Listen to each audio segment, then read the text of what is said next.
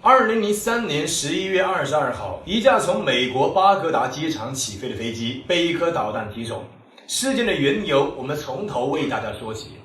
被导弹击中的飞机是一架隶属于欧洲航空运输公司的，